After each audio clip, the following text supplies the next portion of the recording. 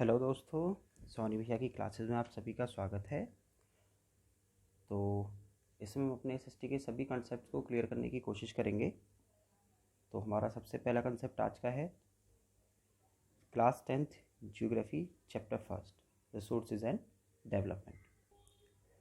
दोस्तों, चैप्टर को शुरू करने से पहले हमें ये जानना ज़रूरी है कि जिस कॉन्सेप्ट को हम पढ़ने जा रहे हैं यानी कि ज्योग्राफिकल पार्ट को, वो होता क्या है। एग्जैक्टली ज्योग्राफी जो है वो हमें ग्रीक वर्ड से मिला है जिसका नेम है ज्योग्राफी, जिसका मीनिंग होता है अर्थ डिस्क्रिप्शन, यानी कि जिसमें हम अपनी अर्थ के बारे में जानते हैं। ये एक साइंस की फील्ड है जो किसकी स्टडी कराने के लिए बात कराती है, लैंड्स, उसके फीचर्स, उसके इनहेबिटेंट्स यानी कि वहाँ पर रहने वाले जीव जंतुओं के बारे में, और साथ ही साथ हमारे अर्थ और प्लैनेट्स के बारे में। ये हमारे पास दो टाइप्स की होती है, एक होती है हमारी ह्यूमन ज्योग्राफी, दूसरी होती है फिजिकल ज्योग्राफी। ह्यूमन ज्योग्राफी क्या है? ये वो ज्योग्राफी है जो लोगों के साथ, उनके कल्चर के साथ, इकोनॉमीज़ और हमारे एनवायरनमेंट के साथ इंटरेक्ट करती है।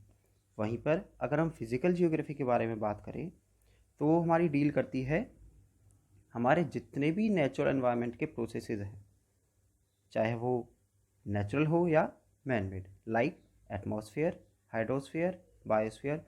जितने भी काइंड के स्फेयर्स हैं हमारे पास, जितनी भी चीज़ें हमारे एनवायरनमेंट में नेचुरली चलती हैं, उन सब की स्टडी करने के लिए हमें फिजिकल ज्योग्राफी की स्टडी करनी होती है।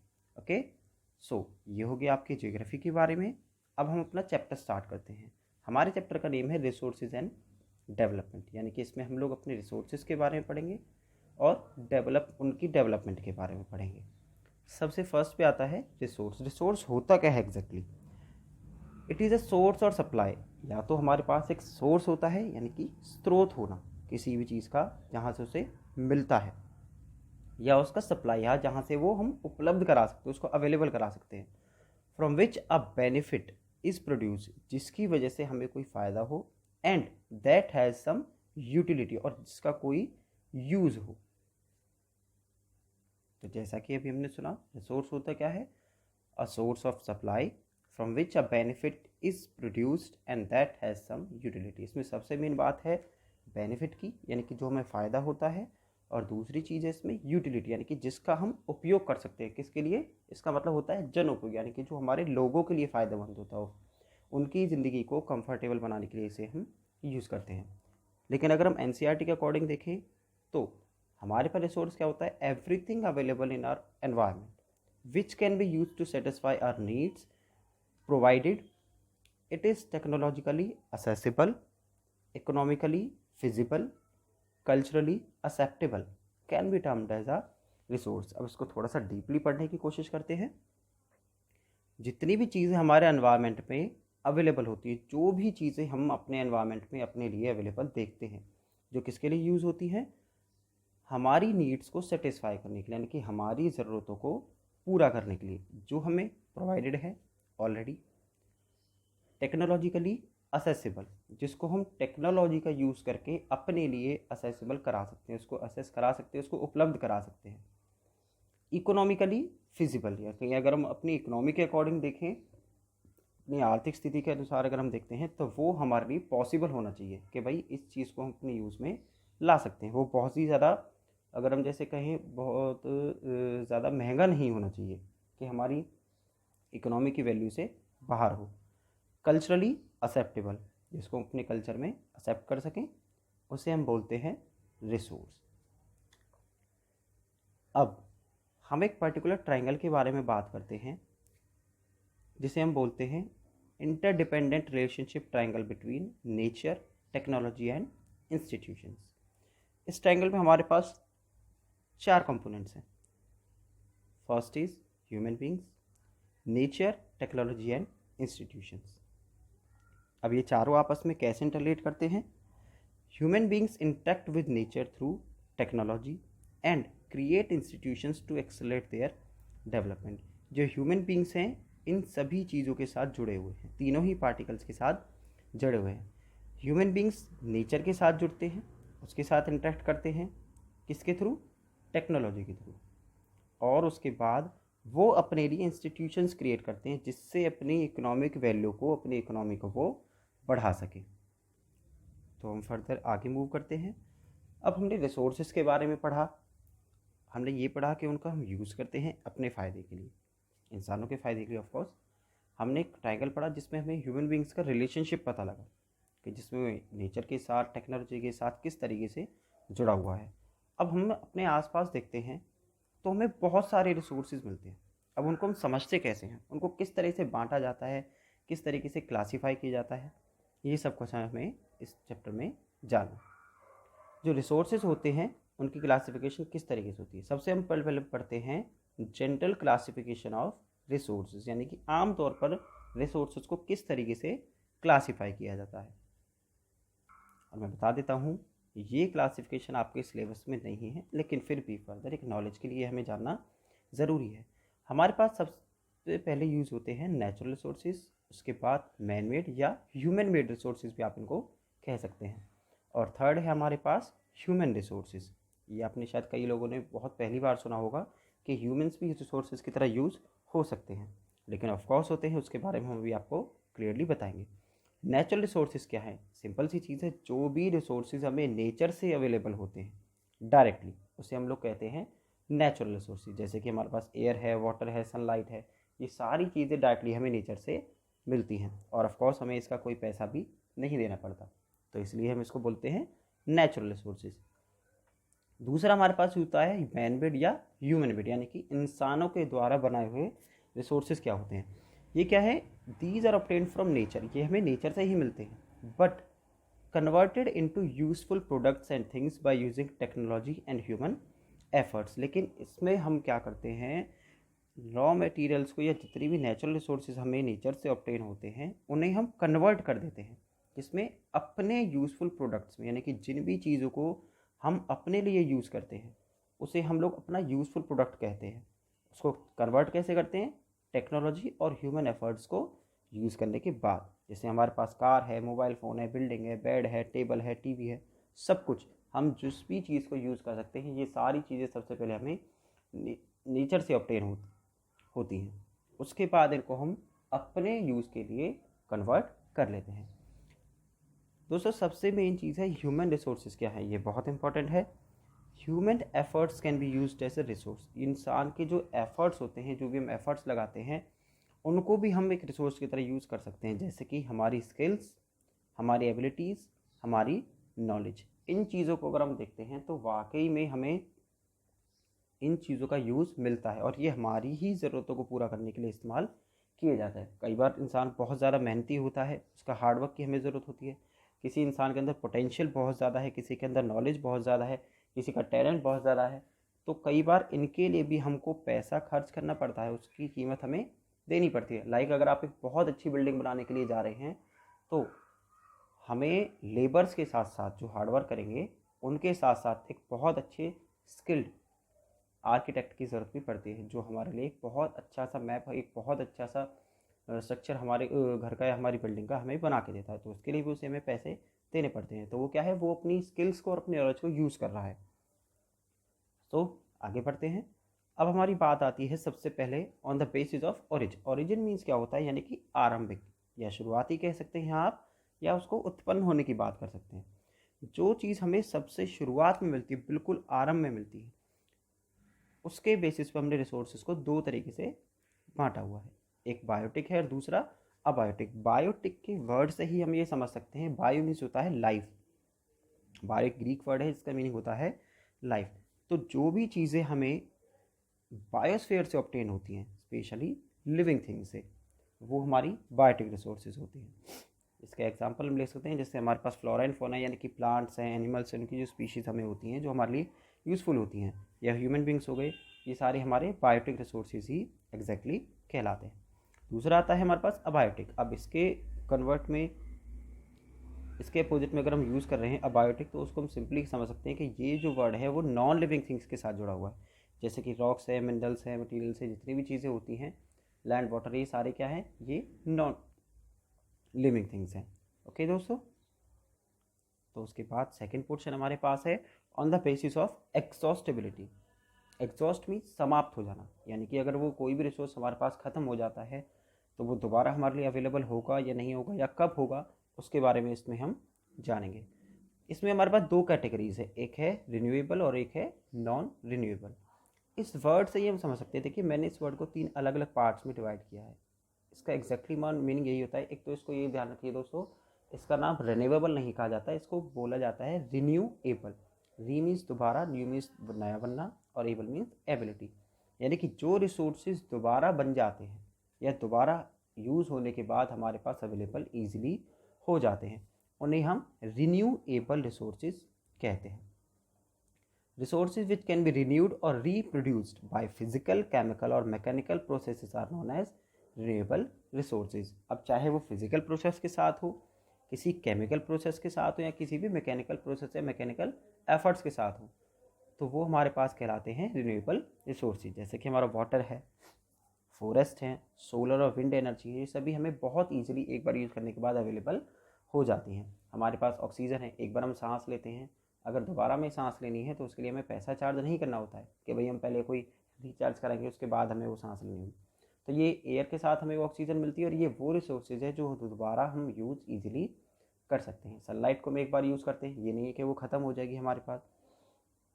वाटर को हम बहुत बार यूज़ कर सकते हैं, तो इसलिए इन्हें हम कहते हैं रिन्यूएबल रिसोर्सेज। दूसरा इसका अपोजिट में आता है नॉन रिन्यूएबल, यानी कि जो दोबारा से रिन्यू नहीं हो पाते हैं। These cannot be renewed because they take millions of years to reform or to form and occur over a very long geological time। इनको हम नॉन रिन्यूएबल रिसोर्स इसलिए बोलते हैं दोस्तों क्योंकि ये रिन्यू नहीं हो पाते, या फिर अगर होते हैं तो उनको लाखों करोड़ों सालों का समय इसमें लगता है, इसलिए हम इनको नॉन रिन्यूएबल रिसोर्सेज भी कहते हैं। जैसे कि हमारे पास मेटल्स हैं या फॉसिल फ्यूल्स हैं, ये सबसे अच्छा एग्जाम्पल है इसका, क्योंकि फॉसिल फ्यूल्स को बनने में हज़ारों लाखों करोड़ों सालों का समय लगता है। अब इनको भी हमने फर्दर कुछ सब पार्ट्स में डिवाइड किया हुआ है। इसको आपको ज़्यादा डीपली जाने की जरूरत नहीं है, अगर हम इतना ही जान लें वही आपके लिए काफ़ी है, क्योंकि आपके सिलेबस में इतना ही पोर्शन है। रिन्यूएबल रिसोर्सेज हमारे पास होते हैं, या तो हम उसको कह सकते हैं कंटिन्यूस और फ्लो टाइप में, जैसे कि वाटर है, विंड है, सनलाइट है, या ये होते हैं बायोलॉजिकल प्रोसेस में, जैसे कि नेचुरल वेजिटेशन या फॉरेस्ट या फिर वाइल्ड लाइफ। वहीं पर जो नॉन रिन्यूएबल हैं वो दो तरीके से मिलते हैं, एक तो रिसाइकलेबल, जिनको हम एक बार यूज़ करके दोबारा रिसाइकल कर सकते हैं, यानी कि दोबारा यूज़ कर सकते हैं। दूसरे होते हैं नॉन रिसाइकलेबल, जैसे कि फॉसिल फ्यूल्स, जो बहुत ही ज़्यादा लंबे समय के बाद हमें मिलते हैं।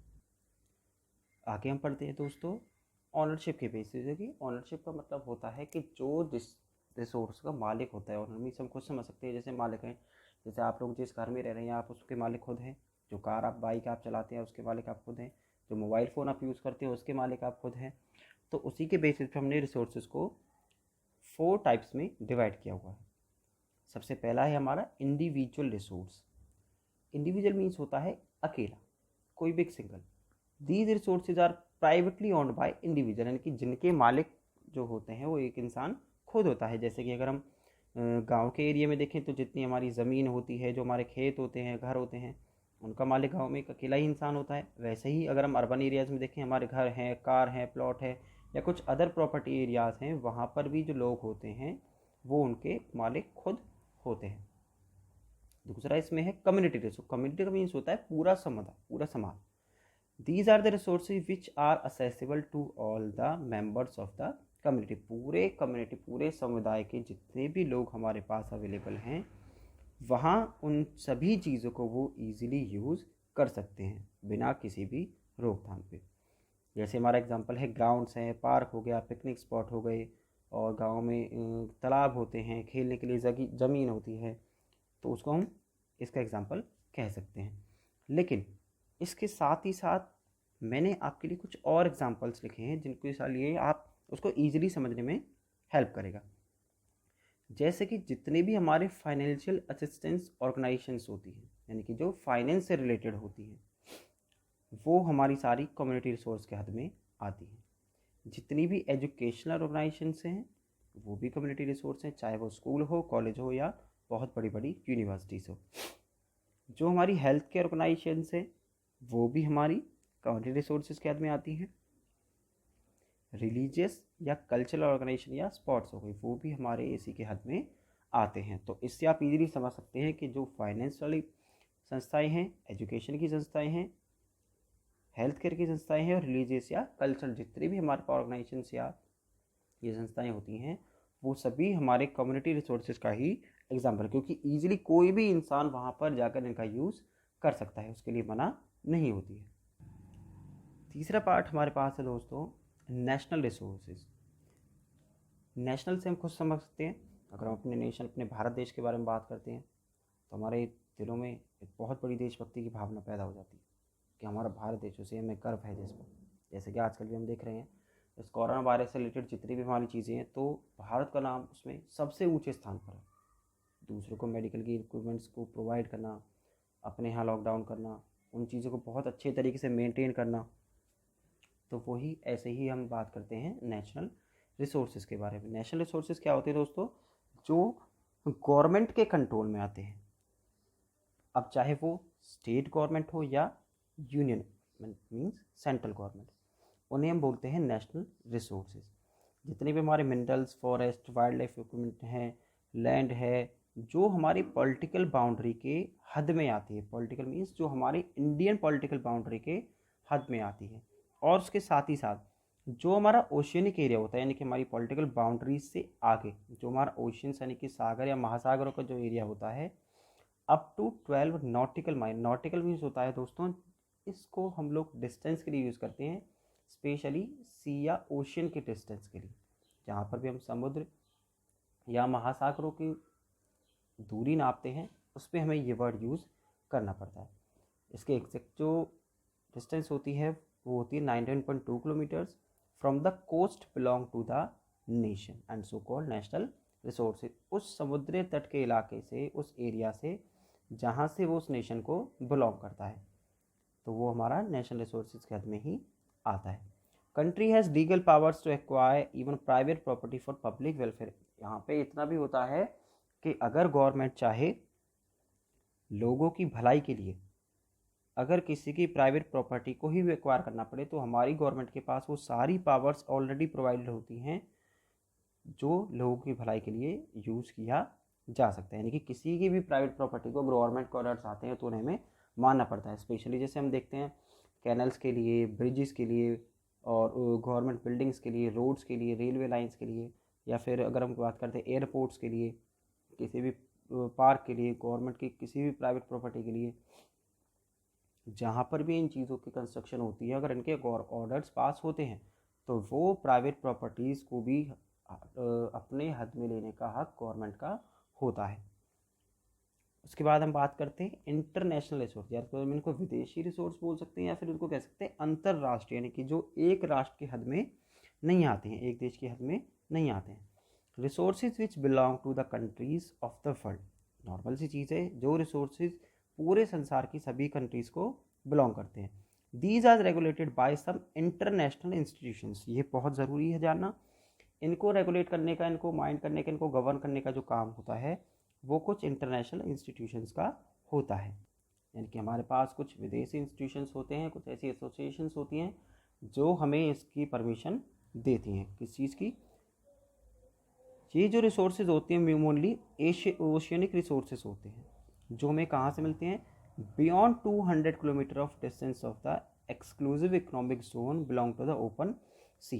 किसी भी एक कंट्री के ओशियनिक एरिया में जब वो 200 किलोमीटर से ज़्यादा की हद में आ जाता है, वो सारा एरिया एक ओपन सी के नाम से जाना जाता है, उसको हम ओपन सी बोलते हैं। और उस जोन को हम लोग बोलते हैं एक्सक्लूसिव इकोनॉमिक जोन, यानी कि जो किसी भी कंट्री की इकोनॉमिक जोन से बाहर होता है। तो वहाँ अगर हमें किसी भी रिसोर्स को यूज़ करना है, अगर उसे यूटिलाइज़ करना है, तो उसके लिए हमें परमिशन ग्रांट करानी होती है। उसके लिए हमें परमिशन लेनी होती है उनकी। किसके लिए नहीं होती है? इंटरनेशनल इंस्टीट्यूशंस की। तभी हम उन रिसोर्सेज को यूज़ कर सकते हैं, इसीलिए हम इसे इंटरनेशनल रिसोर्सेज भी कहते हैं। तो नेक्स्ट हमारे पास आता है दोस्तों, on the basis of status and development, के उन रिसोर्सेज का स्टेटस क्या है उसके बारे में हम जानते हैं एग्जैक्टली, और उनके डेवलपमेंट के बारे में। सबसे पहले हमारे पास आता है potential resource. Resources that are available in the particular region and can be utilized in future are called potential resources। Simple सी बात है दोस्तों, जो किसी भी एक पर्टिकुलर रीजन में रिसोर्सेज अवेलेबल हैं और वो फ्यूचर में यूटिलाइज किए जाएंगे, उनका यूज़ फ्यूचर में किया जाएगा, उसे हम पोटेंशियल रिसोर्स कहते हैं। क्यों कहते हैं और इनका जो यूज़ है वो फ्यूचर में ही क्यों है, अभी क्यों नहीं है, उसके लिए भी मैं आपको बता देता हूँ। क्योंकि उनकी जो एग्जैक्ट क्वांटिटी यानी कि उनकी मात्रा है और उनकी क्वालिटी जो उनके गुण हैं वो अभी भी हमारे लिए अननोन है, हमें एग्जैक्टली उनके बारे में सब कुछ नहीं पता है। So to make better use of these, इसलिए इनका और भी ज़्यादा अच्छे से इस्तेमाल करने के लिए a very advance technology is required, हमें बहुत ही लेटेस्ट लेवल पे बहुत ही ज़्यादा एडवांस टेक्नोलॉजी इसके लिए चाहिए जिससे हम इनको यूज़ कर सकें और जो अभी हमारे पास प्रॉपर अमाउंट में अवेलेबल नहीं है। जैसे कि एक एग्जांपल है प्रेजेंस ऑफ यूरेनियम। यूरेनियम बहुत ही ज़्यादा कॉस्टली और बहुत ही ज़्यादा यूनिक एलिमेंट है जो हमारे पास लद्दाख के टेरेन पोर्शन में अवेलेबल है, लेकिन हमारे पास इतनी टेक्नोलॉजी नहीं है जिससे हम उसको यूज़ कर सकें। दूसरा हमारे पास है दोस्तों सोलर पैनल पावर और विंड पावर स्टेशन जो है, जो अगर हम एग्जैक्टली देखें तो गुजरात और राजस्थान में सोलर एनर्जी और विंड एनर्जी बहुत ही ज़्यादा इनॉर्मस अमाउंट पे हमारे पास अवेलेबल है, लेकिन हमारे पास अभी ऐसी टेक्नोलॉजी नहीं है, पूरी तरीके से एक प्रॉपर टेक्नोलॉजी हमारे पास नहीं है जिससे हम उनको यूज़ कर सकें। हमारे पास ऐसे पावर स्टेशंस नहीं बने हैं जो उस एनर्जी को एक्वायर कर सकें, उसे स्टोर कर सकें और बाद में फर्दर उसको यूज़ कर सकें। दूसरा हमारे पास आता है दोस्तों डेवलप्ड रिसोर्स, मीन्स विकसित, जो ऑलरेडी विकसित हो चुके हैं। रिसोर्सेज विच आर सर्वेड, ये बहुत इंपॉर्टेंट चीज़, सर्वेड मतलब जिसका हमने सर्वे कर चुके हैं, जिसका निरीक्षण हम कर चुके हैं जिनके बारे में, and their quantity and quality has been determined for utilisation, और हमें ये भी पता है कि उनकी क्वालिटी हमारे पास क्या है और उनकी क्वांटिटी हमारे पास कितनी है, तो उन्हें हम बोलते हैं डेवलप्ड रिसोर्सेज। अब ये जो डेवलप्ड रिसोर्सेज होते हैं हमारे पास, इनका डेवलपमेंट जो होता है वो हमारे पास डिपेंड करता है किस पे, लेवल ऑफ टेक्नोलॉजी पे, कि कितना टेक्नोलॉजी हमारे पास, हमारी जो टेक्नोलॉजी का लेवल है वो कितना ज़्यादा हमारे पास अवेलेबल है, एंड देयर फिजिबिलिटी। फिजिबिलिटी दोस्तों हमारे पास बहुत इंपॉर्टेंट पॉइंट है यहाँ पर। फिजिबिलिटी का मीन्स होता है संभावना, कि उनके डेवलप होने की कितनी ज़्यादा संभावना हमारे पास है, जिस टेक्नोलॉजी का हम एग्जैक्टली यूज़ करने वाले हैं उसके अकॉर्डिंग कितनी ज़्यादा अच्छे तरीके से वो हमारे पास डेवलप हो सकते हैं, वो यूज़ हो सकते हैं। इसका सबसे बेस्ट एग्जांपल है दोस्तों फॉसिल फ्यूल्स। नेक्स्ट हमारे पास है स्टॉक। स्टॉक क्या होता है, वो रिसोर्सेज होते हैं जो आज एनवायरनमेंट में प्रेजेंट हैं and can satisfy our needs, हमारी ज़रूरतों की एग्जैक्टली पूरा कर सकते हैं, but we do not have suitable technology to assess it yet, लेकिन हमारे पास अभी तक ऐसी टेक्नोलॉजी बनी ही नहीं है जिससे हम अब तक उनका इस्तेमाल कर सकें। दोस्तों बहुत से लोगों को स्टॉक और पोटेंशियल रिसोर्सेज में थोड़ा कन्फ्यूज़न हो जाता है। कई बार लोग ये सोचते हैं कि हमारे जो स्टॉक है या पोटेंशियल रिसोर्सेज वो एक ही हो सकते हैं, और अगर एक ही है तो इनको दो अलग अलग उसमें यूज़ क्यों किया जाता है। दोस्तों पोटेंशियल रिसोर्सेज वो होते हैं जो हमें किसी भी रीजन में मिल जाते हैं लेकिन अभी तक यूटिलाइज़ नहीं किए गए, क्योंकि हमारे पास टेक्नोलॉजी अवेलेबल तो है लेकिन पूरे तरीके से नहीं है। और उसी के कंपैरिजन में अगर हम बात करें स्टॉक रिसोर्सेज की, तो ये वो रिसोर्सेज होते हैं जिनके अंदर पोटेंशियल है हमारी नीड्स को सेटिस्फाई करने के लिए, इनके पास पूरा पोटेंशियल है, लेकिन हमारे पास अभी कोई ऐसी टेक्नोलॉजी ही नहीं बनी है या हमारे पास प्रोवाइडेड ही नहीं है जिससे हम उनको अच्छे तरीके से यूज़ कर सकें। जैसे इसका सबसे बेस्ट एग्जांपल है दोस्तों वाटर जो होता है, उसके अंदर दो इनफ्लेमेबल एलिमेंट्स कंज्यूम होते हैं, एक होता है हाइड्रोजन और दूसरा ऑक्सीजन, लेकिन हमारे पास ऐसी टेक्नोलॉजी ही नहीं है कि जिससे हम इन दोनों के अंदर जो एलिमेंट्स हैं उनके मॉलिक्यूल्स को अलग कर सकें और इनसे एनर्जी को एक्सट्रैक्ट कर सकें। ठीक है दोस्तों, और लास्ट पॉइंट हमारे पास आता है रिजर्व। रिजर्व क्या होता है, इसके बाद से ही हम लोग एग्जैक्टली समझ जाते हैं। रिजर्व मीन्स बचा के रखना किसी भी चीज़ को, जैसे कि वो रिसोर्सेज होते हैं which are not extracted in spite of technological availability, जिनको अभी तक हमने एक्सट्रैक्ट नहीं किया है जबकि हमारे पास टेक्नोलॉजी अवेलेबल है, हमारे पास इसमें वो रिसोर्सेज को निकाल भी सकते हैं, उनका यूज़ कर भी सकते हैं, लेकिन हम उनको अभी कर नहीं रहे। क्यों? These are store to meet the future requirements, क्योंकि इनका यूज़ हमें अपने फ्यूचर रिक्वायरमेंट्स को पूरा करने में करना है। तो इसलिए जैसे कि डैम से हम वाटर को स्टोर करते हैं, फॉरेस्ट एरियाज हैं वो हमारे एक रिजर्व की तरह यूज़ कर सकते हैं। हम लोग ईजिली जो पानी है इलेक्ट्रिसिटी को प्रोड्यूस करने के लिए वो रिवर्स से, लेक से, इन सभी से ले सकते हैं, लेकिन उनको हम नहीं लेते, उनका यूज़ नहीं करते हैं। हम लोग डैम्स को कंस्ट्रक्ट करते हैं कि जिससे हमारी जो फ्यूचर जनरेशन की नीड्स हैं उन्हें हम इजीली पूरा कर सकें। तो दोस्तों अभी इतना ही, इसका जो नेक्स्ट पार्ट है उसे हम नेक्स्ट वीडियो में कवर करेंगे। अगर आपको ये चीज़ें अच्छी लगी हों, अगर आपको समझ आई हो, तो आप प्लीज़ चैनल को सब्सक्राइब कीजिए, वीडियोस को लाइक कीजिए, और अपने जितने भी डाउट्स हैं उन्हें आप कमेंट में मेरे पास इजीली भेज सकते हैं।